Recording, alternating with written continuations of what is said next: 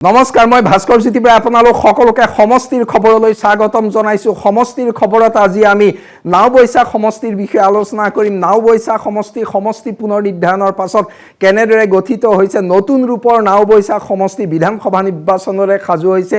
নাওবৈছাৰ আজিৰ দিনত নিৰ্বাচনী প্ৰেক্ষাপট কেনেকুৱা, নাওবৈছাত কোন কোন ৰাজনৈতিক দল শক্তিশালী, নাওবৈছাৰ নিৰ্বাচনী সমীকৰণ কেনেকুৱা, নাওবৈছাৰ জনগাঁথনি, ভৌগোলিক পৰিসীমা, ৰাজনৈতিক প্ৰেক্ষাপটৰ পটভূমিত প্ৰথমবাৰৰ বাবে সমষ্টি পুনৰ নিৰ্ধাৰণৰ পাছৰ প্ৰথমটো নিৰ্বাচনলৈ সাজু হৈছে নাওবৈছা সমষ্টিবাসী।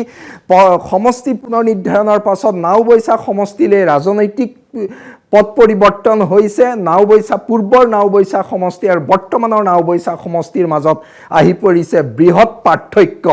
সমষ্টি পুনৰ নিৰ্ধাৰণৰ পাছত নাওবৈছা সমষ্টি হৈছে অনুসূচিত জাতিৰ বাবে সংৰক্ষিত। বৰ্তমান নাওবৈছা অনুসূচিত জাতিৰ বাবে সংৰক্ষিত সমষ্টি। পূৰ্বে নাওবৈছা অনুসূচিত জাতিৰ বাবে সংৰক্ষিত নাছিল, কিন্তু স্বাধীনতাৰ পাছত কিছুকাল নাওবৈছা সমষ্টিটো অনুসূচিত জাতিৰ বাবে সংৰক্ষিতই আছিল। অৰ্থাৎ তাৰ পাছত মুক্ত হ'ল, তাৰ পাছত আকৌ অনুসূচিত জাতিৰ বাবে সংৰক্ষিত সমষ্টি হৈ পৰিলে। অনুসূচিত জাতিৰ বাবে সংৰক্ষিত সমষ্টি হোৱাৰ লগে লগে নাওবৈছাৰ পূৰ্বৰ ৰাজনীতিৰ অৱসান ঘটিল। নাওবৈছাত নতুন ৰাজনীতিকৰ প্ৰৱেশ ঘটিছে। নাওবৈছাৰ ৰাজনীতিত পৰিৱৰ্তন আহিছে, অৰ্থাৎ সংৰক্ষিত সমষ্টিটোৰ ৰাজনীতি 21ৰ বিধানসভা নিৰ্বাচনতকৈ বহু পৃথক হ'ব। সমষ্টি পুনৰ নিৰ্ধাৰণত নাওবৈছা সমষ্টি কেনেদৰে গঠন হৈছে আমি সেয়া প্ৰথমে চাই লওঁ। নাওবৈছাত 16খন গাঁও পঞ্চায়ত আছে। 16খন গাঁও পঞ্চায়তেৰে নাওবৈছা সমষ্টি গঠিত। গাঁও পঞ্চায়তসমূহ হৈছে, এই গাঁও পঞ্চায়তসমূহ আহিছে লখিমপুৰ, নাওবৈছা, বিহপুৰীয়া, ঢকুৱাখানা সমষ্টিৰ পৰা। অৰ্থাৎ পূৰ্বৰ লখিমপুৰ, পূৰ্বৰ নাওবৈছা, পূৰ্বৰ বিহপুৰীয়া, পূৰ্বৰ ঢকুৱাখানা অঞ্চলৰ একাংশ পঞ্চায়তক লৈ নতুনকৈ গঠন কৰা হৈছে নাওবৈছা বিধানসভা সমষ্টি। নাওবৈছা সমষ্টিৰ পঞ্চায়তসমূহ হৈছে বাঁহগৰা, ধূনাগুৰি, আদি এলেঙি, বাঁহগৰা, ধূনাগুৰি, BMP, ৰঙানদী, মধ্য নাওবৈছা, কমলাবাৰী, আজাদ, মধ্য তেলাহী, পূব তেলাহী, পশ্চিম তেলাহী, উত্তৰ তেলাহী, গুণাসুঁতি, পানীগাঁও, সোৱণশিৰি। এয়া হৈছে পঞ্চায়ত। এই পঞ্চায়ত কেইখন লখিমপুৰ, ঢকুৱাখানা আৰু পূৰ্বৰ নাওবৈছাৰ পৰা আহিছে। স্বাভাৱিকতে কেইবাটাও সমষ্টিৰ পৰা বিভিন্ন অঞ্চল লগ লাগি নতুন ৰূপত নাওবৈছা সমষ্টি গঠিত হ'ল। সেইকাৰণে ঢকুৱাখানাৰ ৰাজনীতিৰ এটা অংশ আহিলে, লখিমপুৰৰ ৰাজনীতিৰ এটা অংশ আহিলে, নাওবৈছাৰ ৰাজনীতিৰ এক বৃহৎ অংশ থাকি গ'ল। আৰু বিহপুৰীয়া সমষ্টিৰ দুখন পঞ্চায়ত অহাৰ লগে লগে পূৰ্বৰ বিহপুৰীয়া ৰাজনীতিৰো কিছু দিশ ইয়াত সন্নিৱিষ্ট হ'ল। অৰ্থাৎ নতুন ৰূপৰ নাওবৈছা সমষ্টিত লখিমপুৰ জিলাৰ ঢকুৱাখানা, লখিমপুৰ, বিহপুৰীয়া, নাওবৈছা পূৰ্বৰ এই চাৰিটা সমষ্টিৰ ৰাজনীতিৰ সংমিশ্ৰণ ঘটিল। তাৰ লগে লগে ইয়াৰ ৰাজনৈতিক প্ৰেক্ষাপট হৈ পৰিছে বহু আকৰ্ষণীয় আৰু বহু বৈচিত্ৰ্যময়। নাওবৈছাৰ ভোটাৰৰ পৰিসংখ্যা আমি চাব বিচাৰিছোঁ। মুঠ ভোটাৰ 1,75,813 গৰাকী। পুৰুষ ভোটাৰ 88,368 গৰাকী। মহিলা ভোটাৰ 87,442 গৰাকী। ধৰ্মীয় সংখ্যালঘু ভোটাৰ 54,000। ধৰ্মীয় সংখ্যালঘু ভোটাৰ 54,000। অনুসূচিত জাতিৰ ভোটাৰ 22,000।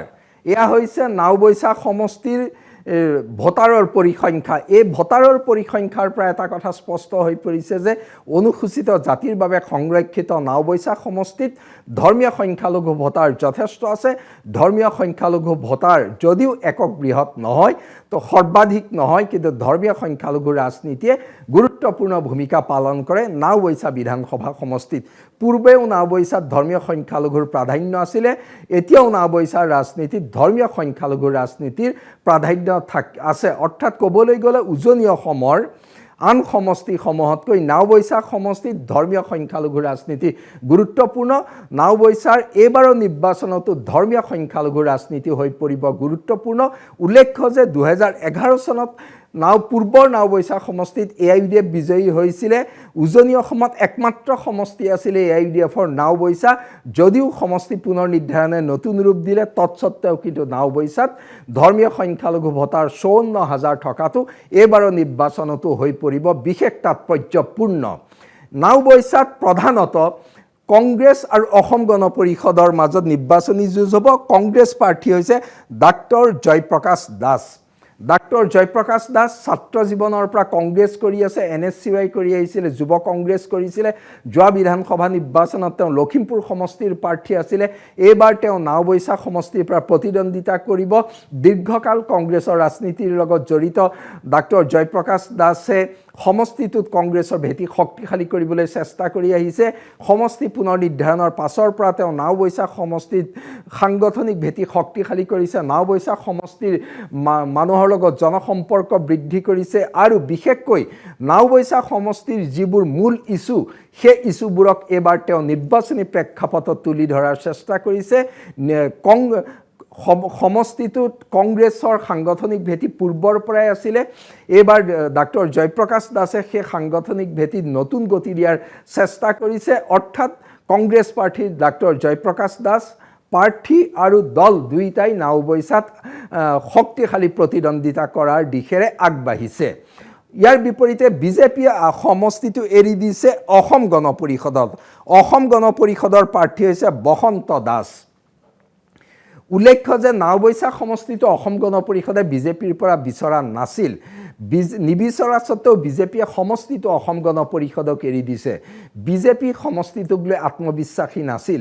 বিজেপিয়ে সমষ্টিটো নিশ্চিত পৰাজয় হ'ব তেনেকুৱা এটা ধাৰণা কৰিছিল। যদিও নাওবৈচা বিজেপিয়ে সমষ্টিটো তেওঁলোকৰ হাতত থকাটোৱে বিচাৰিছিল, কিন্তু বিজেপিৰ ৰাজ্যিক নেতৃত্বই সমষ্টিটো অসম গণ পৰিষদক এৰি দিলে। অসম গণ পৰিষদৰ নাওবৈচা সমষ্টিত সংগঠন আছে হয়। অসম গণ পৰিষদ আৰু বিজেপি, অসম গণ পৰিষদতকৈ বিজেপিৰ সংগঠন শক্তিশালী। বিজেপি মিত্ৰজোঁটে কংগ্ৰেছৰ বিৰুদ্ধে যুঁজিব লাগিব আৰু বিজেপি মিত্ৰজোঁটে বসন্ত দাসক সন্মুখত লৈ ডাক্তৰ জয়প্ৰকাশ দাসৰ বিৰুদ্ধে প্ৰতিদ্বন্দ্বিতা আগবঢ়াব লাগিব। নাওবৈচা সমষ্টিত মূল ৰাজনৈতিক দল এই দুটাই বিৰোধী ঐক্যৰ ডাক্তৰ জয়প্ৰকাশ দাস, বিজেপি মিত্ৰজোঁটৰ বসন্ত দাস, এই দুই শিবিৰৰ মাজতেই নিৰ্বাচনী যুঁজ আগবঢ়াৰ লক্ষণ এতিয়ালৈকে দেখিবলৈ পোৱা গৈছে। এতিয়া আহোঁ নাওবৈচাৰ নিৰ্বাচনী ইছ্যু। নাওবৈচাৰ নিৰ্বাচনী ইছ্যু বুলি ক'বলৈ গ'লে প্ৰথম কথা আহি পৰিব সমষ্টিটোৰ উন্নয়ন। উত্তৰ অসমৰ সমষ্টি নাওবৈচা দীৰ্ঘদিন ধৰি উন্নয়নমূলক কাম কাজ নাই হোৱা বুলি অভিযোগ শুনি অহা হৈছিলে। কংগ্ৰেছৰ দিনতো সমষ্টিটো অৱহেলিত আছিলে। সমষ্টিটোৰ ভিতৰৰ বহু অঞ্চলত আন্তঃগাঁথনি নাই, বাট পথৰ দুৰৱস্থা, চিকিৎসা শিক্ষাৰ দুৰৱস্থা, বহুবোৰ অৱস্থা আছিলে। যোৱাবাৰো সমষ্টি বিজেপি চৰকাৰ থকাৰ দিনত 2016ত AIUDF জয়ী হৈছিলে, 2021ত কংগ্ৰেছ জয়ী হৈছিলে। এই দুইটা কাৰ্যকালতে বিৰোধী বিধায়ক থকাৰ বাবে সমষ্টিটোত কাম হোৱা নাছিলে বুলি অভিযোগ শুনা যায়। সমষ্টিটো লখিমপুৰ জিলাৰ আনকেইটা সমষ্টিৰ তুলনাত অনুন্নত হৈ আছে বুলি প্ৰায় অভিযোগ শুনা যায়। আমি বাতৰি উলিয়াই থাকিবলগীয়া হৈছিলে। নাওবৈচাত মূল নিৰ্বাচনী ইছ্যু হ'ব উন্নয়ন। নাওবৈচা সমষ্টি যিহেতু নতুন ৰূপ পালে, এই সময়ত নাওবৈচা সমষ্টিৰ নতুন ৰূপৰ নাওবৈচা সমষ্টিৰ সকলো অঞ্চলতে উন্নয়নৰ প্ৰতিশ্ৰুতি হ'ব প্ৰধান নিৰ্বাচনী ইছ্যু। নাওবৈচাৰ বাট পথ, শিক্ষা, স্বাস্থ্যকে আদি কৰি সকলো দিশৰ যিটো দলে অগ্ৰাধিকাৰ দিব সেইটো দলকে হয়তো ভোটাৰে পচন্দ কৰিব। অৰ্থাৎ নাওবৈচাৰ নিৰ্বাচনী ইছ্যু মূল বিষয়। এই ক্ষেত্ৰত উল্লেখ কৰিব লাগিব যে পূৰ্বৰ কংগ্ৰেছ চৰকাৰ আৰু বৰ্তমানৰ বিজেপি চৰকাৰৰ দিনত উন্নয়নমূলক কাম কাজ কেনেদৰে হৈছে তাৰো তুলাচনীৰে বিচাৰ কৰিব নাওবৈচাৰ ভোটাৰে। উন্নয়নমূলক ইছ্যুৰ লগতে নাওবৈচাৰ ৰাজনীতিত সমগ্ৰ ৰাজ্যৰ লগতে এটা ব্যাপক প্ৰভাৱ থকা নিৰ্বাচনী ইছ্যু হৈছে হিতাধিকাৰীমূলক আঁচনি। হিতাধিকাৰীমূলক আঁচনিয়ে নাওবৈচা ভোটাৰক স্পৰ্শ কৰি গৈছে। নাওবৈচাতো হিতাধিকাৰীমূলক আঁচনিৰ ব্যাপক প্ৰভাৱ পৰিব। হিতাধিকাৰীমূলক আঁচনিৰ জৰিয়তে বিজেপি মিত্ৰজোঁটৰ প্ৰাৰ্থীগৰাকীয়ে ভোট লাভ কৰিব বুলি আশা কৰিছে। কিন্তু আন সমষ্টিত যিদৰে হিতাধিকাৰী ভোট বৃহৎ সংখ্যক যাব পাৰে, কিন্তু নাওবৈচা নোযোৱাৰ সম্ভাৱনাও আছে, কাৰণ বৃহৎ সংখ্যক ধৰ্মীয় সংখ্যালঘু ভোটাৰ আছে। ধৰ্মীয় সংখ্যালঘুৰ ভোট বিশেষ ধৰণেৰে অগপৰ প্ৰাৰ্থীগৰাকীয়ে নোপোৱাৰ সম্ভাৱনাই দেখিবলৈ পোৱা গৈছে। সেইটো এটা দিশ আছে। তাৰ লগতে নাওবৈচাটো সমগ্ৰ ৰাজ্য জোকাৰি যোৱা নিৰ্বাচনী ইছ্যুবোৰে ক্ৰিয়া কৰিব। বিৰোধীয়ে উত্থাপন কৰা বিজেপি চৰকাৰৰ স্বৈৰাচাৰিতা, বিজেপিৰ দিনত গণতন্ত্ৰৰ আঘাত হনা, বিজেপিৰ দিনত বাক স্বাধীনতা হৰণ কৰা আৰু বিজেপিয়ে খিলঞ্জীয়া অসমীয়া জনগোষ্ঠীসমূহৰ অধিকাৰ খৰ্ব কৰাৰ অভিযোগে নিশ্চিতকৈ নাওবৈচাৰ ভোটাৰকো স্পৰ্শ কৰি যাব। সমান্তৰালকৈ বিজেপিয়ে যিদৰে অসমত বংগমূলীয় ধৰ্মীয় সংখ্যালঘুৰ আগ্ৰাসন হৈছে বুলি কৈছে, সেইটো নাওবৈচাৰ হিন্দু বসতি প্ৰধান অঞ্চলসমূহ নিশ্চিতকৈ ক্ৰিয়া কৰিব, কাৰণ নাওবৈচাত ধৰ্মীয় সংখ্যালঘুৰ মাজত খিলঞ্জীয়া মুছলমানৰ লগতে বংগমূলীয় ধৰ্মীয় সংখ্যালঘু আছে। অৰ্থাৎ উজনি অসমত বংগমূলীয় ধৰ্মীয় সংখ্যালঘুৰ অৱস্থিতি বৃহৎ হাৰত দেখিবলৈ পোৱা যায় নাওবৈচা সমষ্টিত। সেইকাৰণে হিন্দু বসতি প্ৰধান অঞ্চলসমূহত বিজেপিৰ বংগমূলীয় ধৰ্মীয় সংখ্যালঘুৰ আগ্ৰাসনৰ প্ৰসংগই গুৰুত্ব পাব। মূলতঃ এইকেইটা বিষয়ে নাওবৈচা নিৰ্বাচনী ইছ্যুত দেখিবলৈ পোৱা যাব। সমান্তৰালকৈ ৰাজ্যিক পৰ্যায়ৰ আন বহুবোৰ বিষয়, যিবোৰ সমগ্ৰ ৰাজ্যৰ স্বাৰ্থৰ বিষয়, সেইবোৰে নিশ্চিতকৈ চুই যাব। তাৰ লগতে লখিমপুৰ জিলাৰ উন্নয়নৰ প্ৰসংগয়ো নাওবৈচা সমষ্টিবাসীক নিশ্চিতকৈ চুই যাব। ইয়াৰ এতিয়া আমি চাব খুজিছোঁ যে কংগ্ৰেছ কিমান শক্তিশালী। সমষ্টিটোক লৈ কংগ্ৰেছ আজিৰ দিনত আত্মবিশ্বাসী। কংগ্ৰেছে সম্পূৰ্ণ আত্মবিশ্বাসী হৈ আছে। উজনি অসমৰ যি ২-৩টা সমষ্টিক লৈ আত্মবিশ্বাসী, তাৰ ভিতৰত তেওঁলোক নাওবৈচা সমষ্টিক লৈ আত্মবিশ্বাসী। কংগ্ৰেছৰ অভ্যন্তৰীণ সমীক্ষাই দেখুৱাইছে যে নাওবৈচা সমষ্টিটো কংগ্ৰেছে সহজে লাভ কৰিব। সেইকাৰণে কোনো পৰ্যায়ত ৰাইজৰ দলে বিচাৰি থকা স্বত্তেও তেওঁলোকে সমষ্টিটো দিবলৈ ৰাজি নহ'লে। ডাক্তৰ জয়প্ৰকাশ দাসে যিহেতু তৃণমূল পৰ্যায়ত কাম কৰি আহিছে, সুদীৰ্ঘকাল কংগ্ৰেছৰ ৰাজনীতি কৰিছে, লখিমপুৰ জিলাৰ ৰাজনীতিত তেওঁ জড়িত হৈ আছে আৰু নাওবৈচা সমষ্টিত তেওঁ তৃণমূলৰ জনসাধাৰণৰ লগত থকা নিকট সম্পৰ্কই জৰিয়তে কংগ্ৰেছে সমষ্টিটোক লৈ আত্মবিশ্বাসী হৈ আছে। সঁচা কথা, কংগ্ৰেছৰ সংগঠন ভাল, তাৰ লগতে ধৰ্মীয় সংখ্যালঘুৰ বৃহৎ সংখ্যক ভোট কংগ্ৰেছে লাভ কৰিব বুলি আশা কৰিছে। হয়, কাৰণ ধৰ্মীয় সংখ্যালঘুৰ ভোট কংগ্ৰেছলৈ যোৱাৰ পূৰ্ণ সম্ভাৱনা আছে। ধৰ্মীয় সংখ্যালঘুৰ অতি কম সংখ্যক ভোটহে অগপ প্ৰাৰ্থীজনে লাভ কৰাৰ সম্ভাৱনা আছে। সেই ধৰ্মীয় সংখ্যালঘু ভোটৰ বৃহৎ সংখ্যক গ'লে আৰু আন জনগোষ্ঠীৰ ভোটৰ মাজত বিভাজন হ'লে কংগ্ৰেছে হিচাপ কৰিছে যে অগপ প্ৰাৰ্থীগৰাকীক তেওঁলোকে সহজে পৰাস্ত কৰিব পাৰিব। অৰ্থাৎ হিন্দু ধৰ্মাৱলম্বী ভোটৰ বিভাজন আৰু মুছলমান ভোট একগোট হৈ পৰিলে কংগ্ৰেছ প্ৰাৰ্থীগৰাকী নিৰ্বাচিত হ'ব বুলি কংগ্ৰেছে হিচাপ কৰিছে। অৱশ্যে বিজেপি মিত্ৰজোঁটেও সহজে সমষ্টিটো কংগ্ৰেছক জয়ী হ'বলৈ নিদিয়ে। তেওঁলোকেও নিজৰ ৰণকৌশল যুগুত কৰিছে। এতিয়া অসম গণ পৰিষদ সমষ্টিটোত কিমান শক্তিশালী। জনগাঁথনি দিশৰ পৰা কংগ্ৰেছ এটা দিশত সুবিধাজনক অৱস্থানত আছে। অসম গণ পৰিষদ পৰম্পৰাগতভাৱে সমষ্টিটো দুৰ্বল আছিলে, যদিও 1996 চনত তেওঁলোকে সমষ্টিটো দখল কৰিছিলে আৰু বিজেপি উত্থানৰ পাছত অসম গণ পৰিষদৰ নিজৰ শক্তিৰ হ্ৰাস পাই আহিছিলে। সেইকাৰণে অসম গণ পৰিষদে মূলতঃ বিজেপিৰ সাংগঠনিক ভেটিৰ ওপৰত নিৰ্ভৰ কৰি সমষ্টিটোত আগবাঢ়ি যাব লাগিব। অসম গণ পৰিষদৰ প্ৰাৰ্থীগৰাকীৰ মূল ইছ্যুৱে হ'ব ডক্টৰ হিমন্ত বিশ্ব শৰ্মা চৰকাৰে লখিমপুৰ জিলা নাওবৈচা সমষ্টিৰ মানুহকে ধৰি সমগ্ৰ ৰাজ্যৰ বাবে যিবোৰ কাম কৰিছে সেইখিনি হ'ব। সেই খতিয়ানৰ ভিত্তিতে তেওঁলোকে নাওবৈচা সমষ্টিত ভোট বিচাৰিব লাগিব। আজিৰ দৃষ্টিত দেখিবলৈ পোৱা গৈছে যে কংগ্ৰেছৰ সমষ্টিটো যিদৰে সুসংঘবদ্ধ হৈ আছে, তাৰ তুলনাত অসম গণ পৰিষদ সিমান সুসংঘবদ্ধ নোহোৱা যেন ধাৰণা হৈ আছে। সেইকাৰণে লখিমপুৰ জিলাৰ আনকেইটা সমষ্টিতকৈ বিজেপি মিত্ৰজোঁট জটিল পৰিস্থিতিৰ মুখামুখি হৈছে নাওবৈচা সমষ্টিত। সেই দিশৰ পৰা নাওবৈচা সমষ্টিত বিজেপি মিত্ৰজোঁটে নতুন কি ৰণকৌশল লয়, নিৰ্বাচনী প্ৰচাৰৰ সময়ত তেওঁলোকৰ কৌশল কি সলনি কৰে, বা কংগ্ৰেছৰ ভোট বিভাজন কৰি অগপ প্ৰাৰ্থীগৰাকীলৈ অনাৰ বাবে কি কি কৌশল লয়, সেই কথাবোৰ গুৰুত্বপূৰ্ণ হ'ব।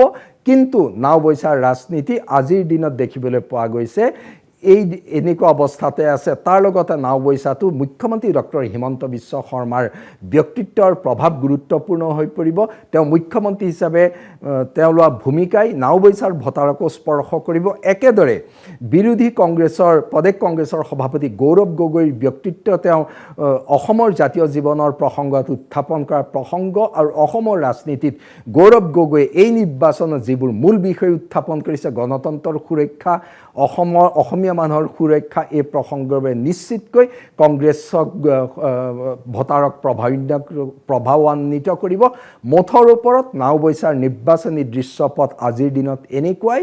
কংগ্ৰেছ শক্তিশালী অৱস্থানত আছে। অগপ প্ৰাৰ্থীগৰাকীয়ে শক্তিশালী কংগ্ৰেছৰ বিৰুদ্ধে যুঁজিব লাগিব। অৱশ্যে বিজেপি অগপৰ ভোট বিভাজন নহ'লে অগপ প্ৰাৰ্থীগৰাকীয়ে কংগ্ৰেছ প্ৰাৰ্থীগৰাকীক প্ৰবল প্ৰত্যাহ্বান জনাব পাৰিব। অৰ্থাৎ তীব্ৰ প্ৰতিদ্বন্দ্বিতাৰ সম্ভাৱনাও সমষ্টিটোত নুই কৰিব পৰা নাযায়। মুঠৰ ওপৰত আজিৰ দিনটোলৈকে নাওবৈচা সমষ্টিৰ নিৰ্বাচনী দৃশ্যপট হৈছে এয়া।